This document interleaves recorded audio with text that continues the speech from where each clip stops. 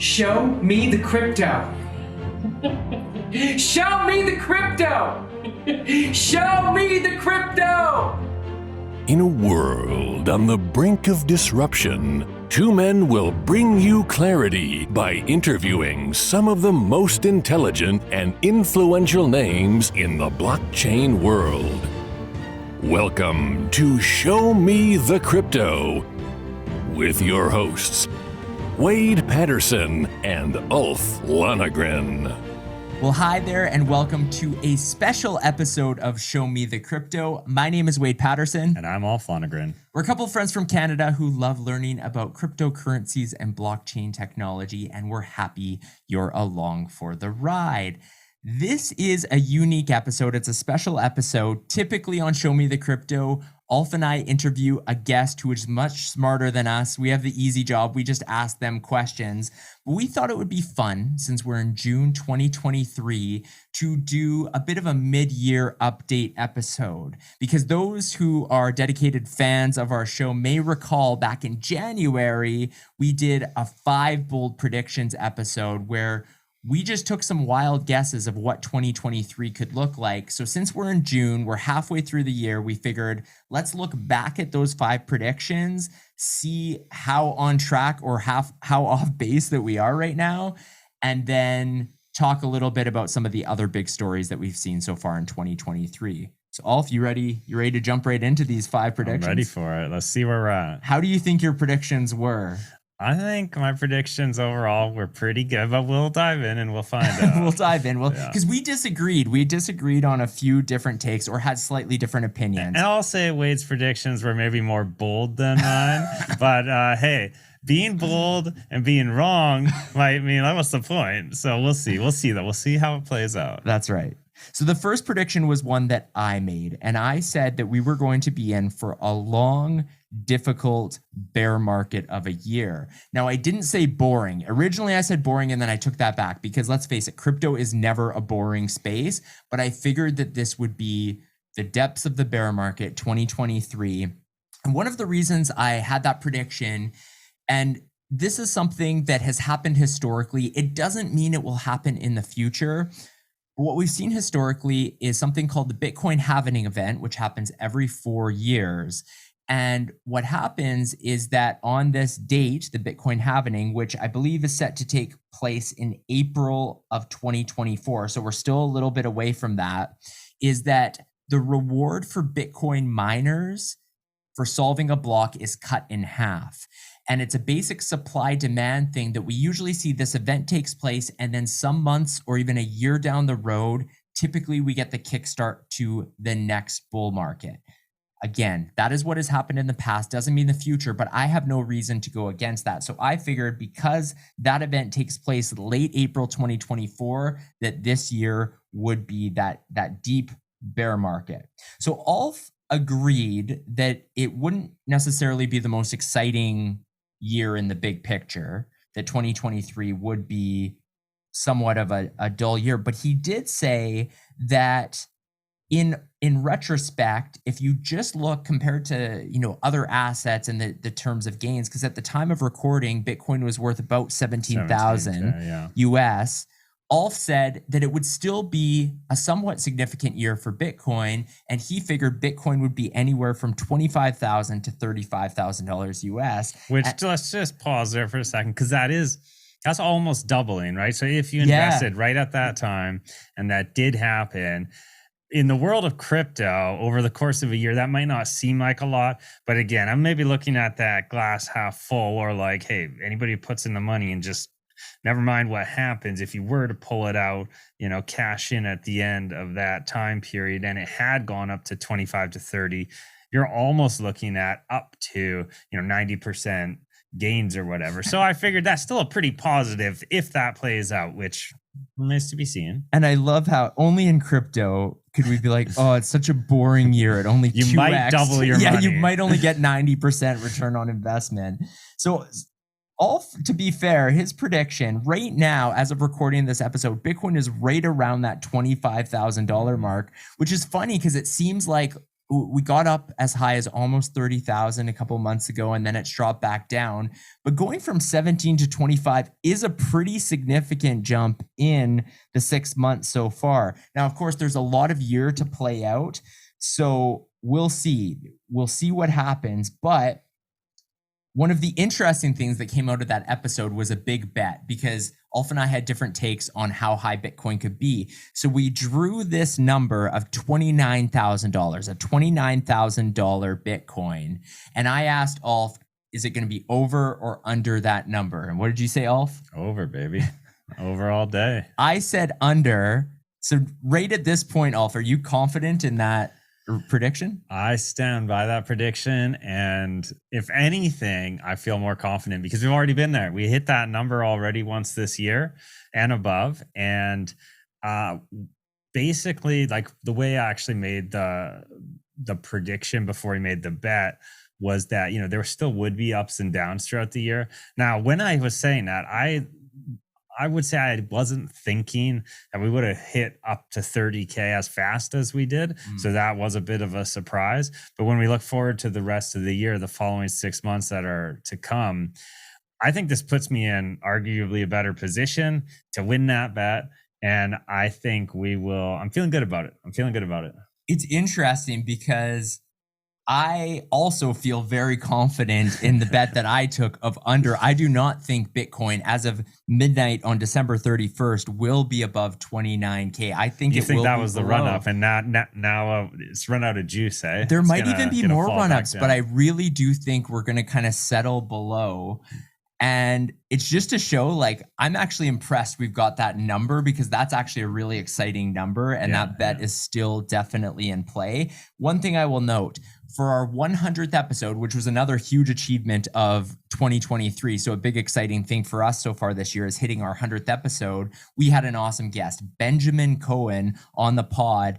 And we asked Benjamin, who do you side with? And let me just explain to the audience, Benjamin, he's an expert. I mean, he has hundreds of thousands of YouTube subscribers who rely on his technical analysis. He knows what he's talking about. And his crystal ball gazing. And Benjamin took my side of the bet, which gives me even more confidence. His speculations are dubious at best. Yeah, so we'll see how that one plays out. So that was the first bold prediction. And I have to say, so far, I think we're kind of both right. Like, at this point in time, there's no question we're in the depths of a bear market. A lot of people have left the space. John Oliver put out Cryptocurrencies 2, a short kind of look at cryptocurrencies. Many remember when he covered crypto back 5 years ago, and it was talking about things like the FTX drama, and still speaking negatively about crypto, which is, these are bear market things that are happening. A lot of people out of the space. So we're kind of both right on this one. Although your price prediction, 25 to 35, I'll give you the edge. Well, and even though price is up, compared to when we started this talk in January, and it was 17K. So price is up, arguably, it's up a good amount, all things considered, but still, when you look at the future, the situation we're in as an industry right now, with all of the regulation concerns happening in America, Binance pulling out of America, they've pulled out of Canada. There's a lot happening on the regulation front that's causing a lot of FUD, and who knows what that will do to affect the rest of the year. And I think that regardless of the price of crypto assets as a whole, there's still this sentiment of bear mentality right now. So it would be hard to argue, even with gains over the last 6 months, that we're not still in a bear market, just because of the way the landscape is today. Yeah, no, 100%. So that was the first bold prediction. The second was one that Ulf led the way with. His very vanilla prediction that was obvious. No, I'm just kidding. He said that centralized exchanges would have to become more transparent or be left in the dust. So this was coming out of, obviously, a crazy second half of 2022. In fact, a crazy full year of 2022, ending with the FTX drama, which was just disastrous for the industry. And for the average person who's loosely aware of crypto, they don't always see the difference between this technology, blockchain technology, the power of cryptocurrencies, and they don't understand maybe the difference between a centralized exchange. So when they see this happening, sometimes the whole industry is just painted poorly, even though those of us who are educated in the space know that there is a difference between holding your funds in a self-custody wallet versus a centralized exchange. But for most, they just see it all being bad. So Ulf said things need to become more transparent. I had chimed in that, yes, the FTX situation was bad for our industry. And I agreed with him. I said that, yes, there's going to have to be more transparency. But Ulf, as you were just saying, given what has been happening recently with the SEC drama, with Coinbase, Binance, what are your thoughts now on this original prediction? Because now it's not just a matter of transparency, but it's actually like the government is taking some serious action here. So what are your thoughts? Yeah, I actually think even though the prediction itself sounded vanilla, I think when you look back on it with where we are today, it becomes an interesting prediction of sorts, because I would say that I kind of got it wrong while I kind of got it right. And I got it right in that the overall direction of the industry and the way that centralized exchanges have had to react has been right in regards to like the direction. Like they have had to tighten things up, they have had to become more transparent. But where I got it maybe wrong is that rather than just becoming more transparent and and facilitating this regulation, as difficult as that may be for them to do, what we didn't predict and we've seen happen now is these exchanges just pulling out of the market entirely in certain regions, really primarily America, right? Like Binance, the biggest exchange, centralized exchange in the world, just said screw it and pulls out of America. I mean, now that would have been a bold prediction if we had made that, and then we would have really nailed it. But I think it's interesting to look at that the direction we were thinking was correct, but that what's actually played out we didn't predict, and I think that I don't know that we could have predicted it unless we really maybe had more of a crystal ball. Yeah. Well, and one thing we're excited about here is we're hoping for next week's episode to have a returning guest on who knows a lot about what is happening at the SEC level, because we haven't been able to dive into that subject just yet. And it's an important conversation to have, to always know, like, what defines security. Is crypto, is Ethereum a security? And it's this moving target, it seems like, in terms of what Gary Gensler has said. He hasn't been consistent. So we're having an awesome guest on next week to talk about that, to dive deeper into the subject. But yeah, that second bold prediction, I mean, yeah, it was right, but it wasn't to the level that we've actually seen so far of them actually pulling out. So that's an interesting one. Okay, third bold prediction, that's one I took the lead on. And I said that this would be the year of music NFTs. So I explained that while it might take a bull market to really hit the mainstream, that I figured a lot of the building blocks would be put in place right now. And I want to mention, on our 103rd episode, we had Sarah Phillips on the pod, and she's an artist who has been doing a phenomenal job integrating Web3 into her music. She's doing some really unique things of like cross collaboration. So people who are attending her in-person shows are also getting NFTs. People who hold NFTs are getting free tickets to her in-person shows. She's crossing these two worlds, and she is making a good living off of her music through Web3. However, one other thing I'll mention, Coop Records. So we've had Cooper Turley on the pod. Coop Records announced a $1 million seed round investment into Daniel Allen, another guest of the pod in the past, which was, again, a big story. But you said in your prediction, Ulf, that while you think music NFTs are an inevitable future, that this wouldn't be the year for them. Yeah, that's right. That it would be further down the line. And I tend to agree with you, because even though there's been these couple one-off examples of success, I don't think anyone mainstream is talking about how music NFTs have taken over yet. But the building blocks piece, I think, is important, because that development continues. What are your thoughts on music NFTs, what we've seen so far? Yeah, I think again, I took the safe route on this one and maybe took the less bold prediction.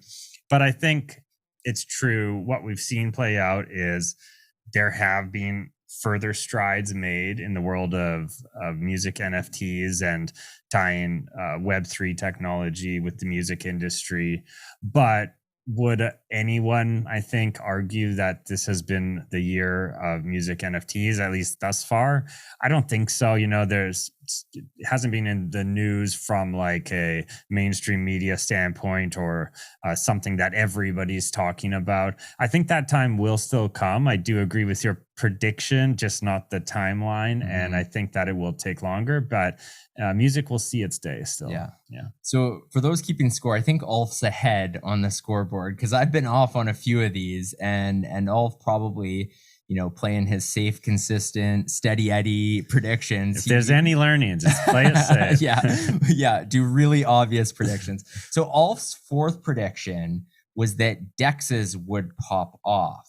So Ulf, can you walk us through what that prediction was all about and whether or not you think you were correct? Sure. So will DEXs pop off?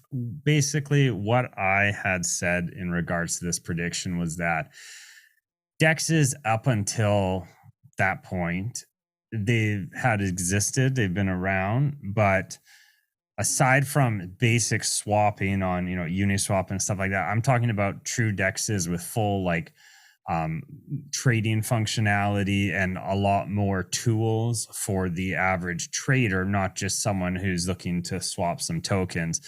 And with everything that had happened with FTX and other centralized exchanges collapsing, it seemed to me that this was going to be sort of the wake-up call or the scare that people needed to take ownership back with their crypto and move over to DEXs and start using them for their trading needs. And I don't have statistics during this call right now to say whether or not my prediction is going the right direction. I will say if I were just taking my best guess at it, yes, I think I'm on track. I know that I see the chatter online about moving to DEXs. I see it becoming, a mantra that influencers and people in the industry are now saying every time, as we've seen in the news in recent history, every time anything gets brought up with like all these regulatory concerns right now in the SEC, you always see somebody else saying in the comments, don't keep your coins on a centralized exchange. Go use DEXs, move them to your wallet, self-custody. And so, I mean, they're preaching the good choir. I think it's the right message that's getting sent out now, despite the FUD happening from this. But I do think people are moving to DEXs. I'm doing more trading and more action on DEXs now. So whether or not that's like really picked up statistically, I can't say, but my gut tells me it has. Are they really popping off though? I got 6 months. I got 6 months till they're really popping off. That's the beauty. That's the beauty. We don't want to prematurely evaluate how these predictions have been, but yeah, potentially moving in the right direction. I would say, I think we're a little ways still from that term of pop off. That sounds, but the reality is it's hard for anything to pop off in a bear market, right? In a bull market, things hard, like grow exponentially, but in a bear market in general, we're all just trying to hang on and stick around. So, and you know what we will do for sure 6 months from now when we do the full year end, I'll get the data and we'll prove whether or not DEXs have popped off. Yeah, you'll have to really defend your position, make the case. This is just the mid-year check-in. Okay, so the last thought was that 2023, this is what I said, would be the best year ever to get into crypto. And I actually still believe that. So I think that the fact we're in the depths of a crypto winter right now, I think that those people, whether it's trying to get a job in the crypto industry or just stay involved, the people who take the time to do that right now, to build the relationships, to go to crypto conferences, all of those things, people take notice. People take notice of who's around during the bear markets. And then come the bull market, if we do see another bull market in the future, that pays off. We saw it on a big level during the last bull market. And Alf and I actually both, I was probably more guilty of this than Alf, but made the mistake of not paying as much attention as I think we wish we would have during the 2018 bear market, because we were in the space before that. I got in initially in 2016, but then the 2018 drop happened and I kind of stopped paying attention. I'd read the odd headline, I'd keep an eye on crypto Twitter, but I wasn't regularly plugged in. And then all of a sudden, as we started ramping up again, these people you could tell who had taken the time to build those relationships in 2018, they were the ones who took full advantage, who saw things like NFTs coming. They were tapped in, DeFi summer. And so it really does. If you're watching this episode or listening to it in 2023, mid 2023, you're still around, you're still with us. Honestly, you may think at times like, what am I doing? Like nobody I know in my social circle is talking about this stuff. We see it all the time. It's cyclical, it's predictable. And I honestly think that right now is the best time to be in the crypto space. Alf, what are your thoughts on that? Yeah, it's kind of funny because with where we are right now, even just this whole talk we've had, we're kind of talking about like, it almost might sound negative, like bear market this, FUD that, regulation and all this stuff. But I can tell you genuinely, I'm so stoked on crypto right now. And I have been the whole year. And maybe that's comes from the experience of riding those waves up and down. But crypto's almost more exciting when things are bad, because you know that those are where the biggest opportunities come from. And if you're paying attention, like you said, whether that is being involved in the space as, a voice, or whether that's working in the space or building a project in the space or being an investor in the space, whatever it is, it might not be as exciting from like a day-to-day price action standpoint, but like the biggest gains in any of those categories all happen when you get planted early, so that when things are popping off, you're already set, like you're already in it.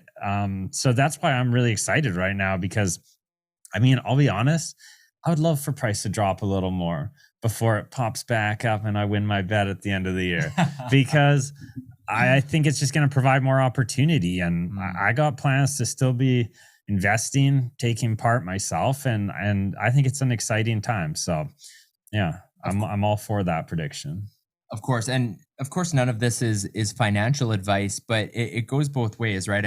Whether it's actual money investing right now, when many other people aren't paying attention, we have some lower prices compared to what we were seeing a year and a half ago.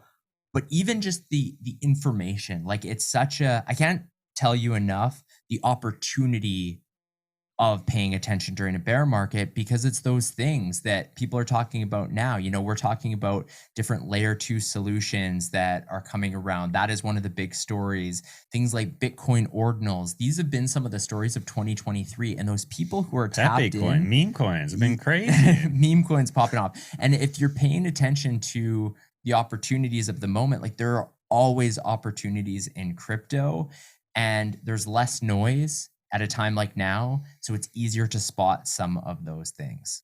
So with that in mind, let's talk about some of the big highlights from 2023. First, let's be selfish. Let's talk about highlights for us. So we mentioned we dropped our 100th episode this year, but one thing we did not predict at the beginning of the year was that we would actually launch an NFT project. That's something that just kind of that was like not pre-planned. We just like came up with that in the year's already begun, and we were like, we had this idea, and man, that we turned that around real fast. Well, and I think the reason was that Alf and I have talked a lot. We interview these people who are truly walking the walk when it comes to using Web3 blockchain technology.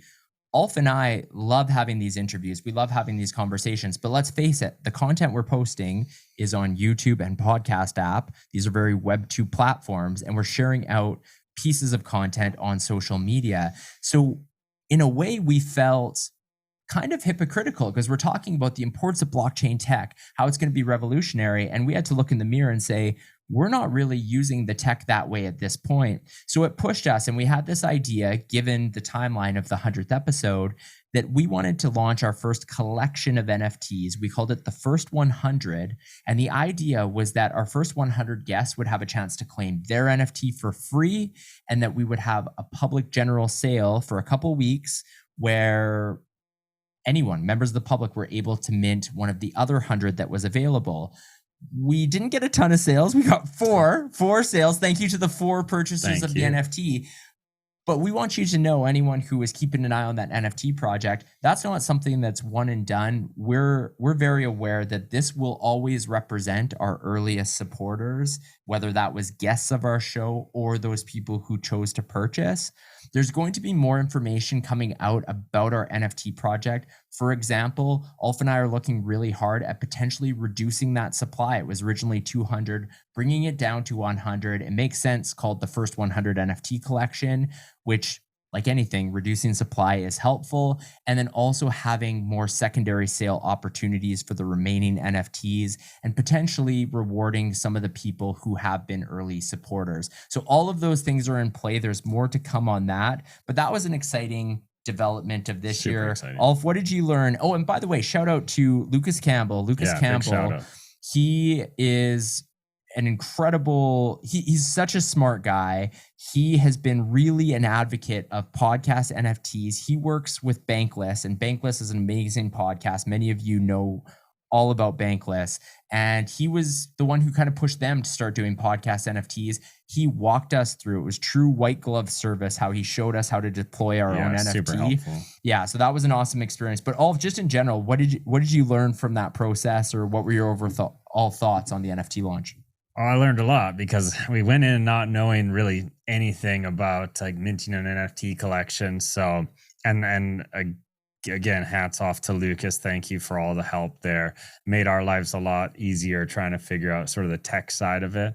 But it was a fun process, to be honest. Like, we turned it around really quick. It was a lot of work, and definitely learned that it's not as easy to just launch a project and have it sell out as you'd perhaps like to do, but that's all right. I'm still very proud of what we put into that. We put in a lot of effort and love into the concept and everything we produced with that collection. And as you've mentioned, the collection's not going away. We're planning more utility and value for our holders and future holders of those NFTs.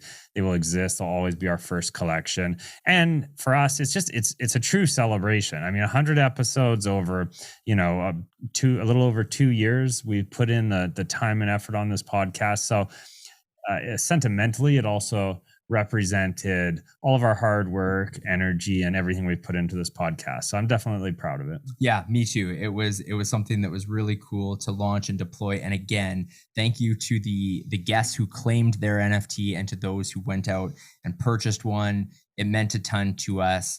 And just, if you're listening or watching this episode, thank you for the support that you've given our podcast. Okay, let's talk about a couple other highlights. One was just getting some really cool guests on the show. So recently we had Roger Veer on the pod, and Roger hadn't done an episode in a long time. He is a true crypto OG, had the Bitcoin Jesus nickname, which he actually doesn't like, but he's always been referred to as Bitcoin Jesus. And Roger was just relaxed. He told us all sorts of these stories from the early days. And he announced on our podcast, basically, that he is launching a book later this year, which is going to be a tell-all about the Bitcoin hard fork, which happened in 2017.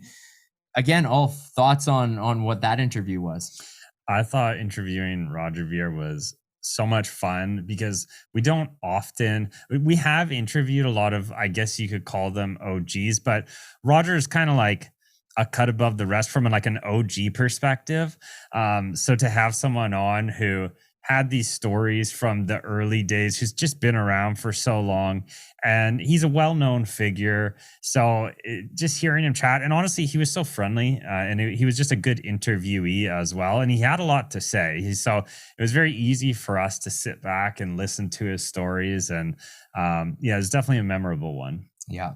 Okay. Also, I'm going to throw just a few headlines at you, and I want you to give me kind of the breakdown of what you think has been the biggest story in crypto so far. So, another guest that we had on was Anthony Rose from Matter Labs, and he was talking about the launch of ZK Sync Era, which is a huge step into layer 2. So, layer 2 development, I guess that's the first piece.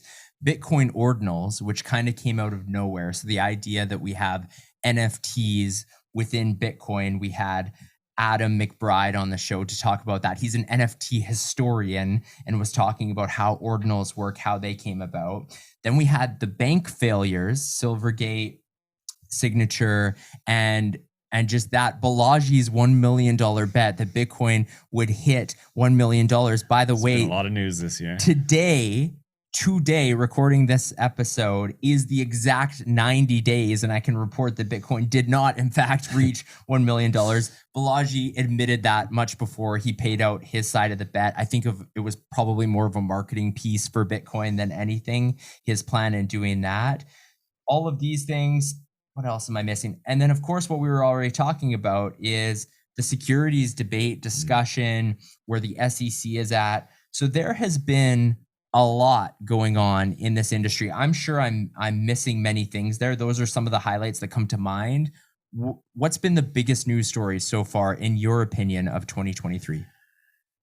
Ooh, this is a tough one. This is a loaded question. I think first I'll start with, for most people, and I'm not going to lump everyone together. I'm going to say the stories that are the biggest story really depends on who you are and what you do in this space. Because for those really into Bitcoin and NFTs, ordinals were probably the biggest story. I mean, that came out of nowhere and it was really huge. And it had a big impact on the community too. So it depends where your interests lie. But I think if I were to look at this more from like a overall standpoint, what affects everyone the most, I think this whole SEC regulation storyline that's playing out right now has probably been the biggest overall news story of the year, especially because it involves TradFi as well. So, I mean, in a big way, really a lot of this plays into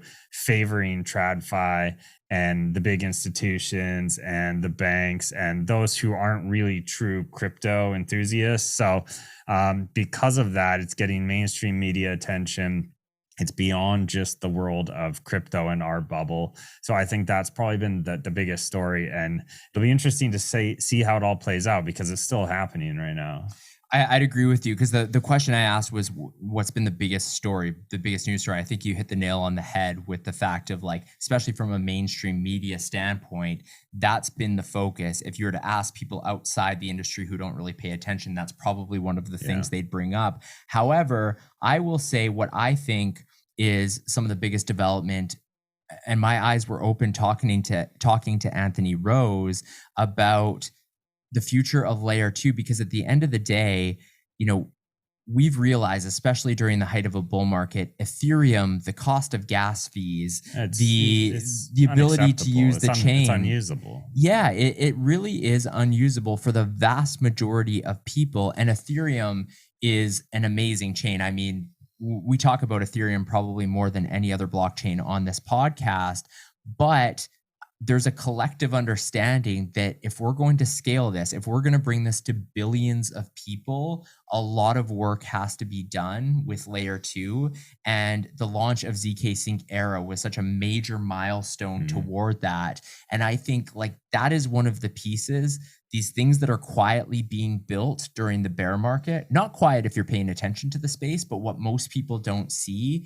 These are the things that when we have the next bull market are really going to bring even more and more people into the space. Just like we saw NFTs bringing all of these new people into the space, the ability to have almost gasless feeless ability to trade, to send value on chain is going to be a massive deal, while also maintaining that decentralization and the security that you get with Ethereum. So for me, that's probably the most important thing that's happening. Yeah. But like you said, it was a loaded question of like, what is the biggest news story? Yeah, lots of ways you can interpret that question, I think. But I tend to agree on like the layer 2 side of thing. And like we're focusing, we're talking about ZK Sync because I believe they were sort of the first to launch their mainnet, even if it's technically an alpha mainnet, with the ZK rollup technology.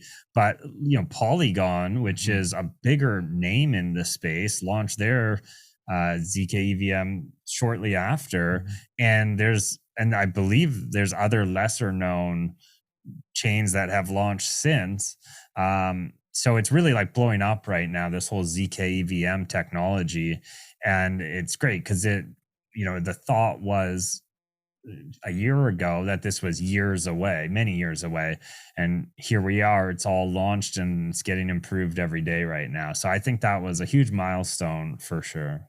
Yeah, it's funny, reading out some of the headlines, sometimes you forget about all the things that have been happening in the space, but there's been a lot in these first 6 months. As for the rest of the year, you can expect hopefully more of the same from Alf and I. We're going to continue our mission to keep getting good, interesting guests on our podcast. As we mentioned, we had a lot of huge highlight wish list guests that we've been hoping to get from day one, who we had in the first half. That will be our mission for the second half of the year, and to keep you informed with the biggest stories of what's happening and introduce you to some of the greatest minds in this space and people who are working on these incredible projects, and really with the goal of onboarding billions to the blockchain space. I want to say a huge thank you. If you're watching this, if you've listened to any of our episodes in the past, if you've subscribed to our channels, thank you so much for the support. It's people like you who keep Alf and I wanting to keep this podcast going, delivering the content that we are. So a huge thank you. Alf, any final thoughts before we sign off? Yeah, I mean, just on the subject of getting great guests on the show, we'd love to hear from you too. So, if there's someone you want on the show that you think would make for a great guest, fire it off in the comments. Let's hear from you. And, Wade and I, we've interviewed so many people. So sometimes we don't think of the obvious too. There might be some great interviewees who we just haven't really thought of, even though maybe it's something that everybody wants to hear from. So, that'd be great. And otherwise, just thank you. It's great to have all this support. Wade and I are still going strong, and we're ready to bring you more great content for the rest of the year. And if you love our show, make sure review it on your favorite podcast app. Subscribe to us on YouTube. Thank you for the support, and we'll catch you on the next one. Thank you for listening to Show Me the Crypto. Please make sure to subscribe as well as rate and review this podcast.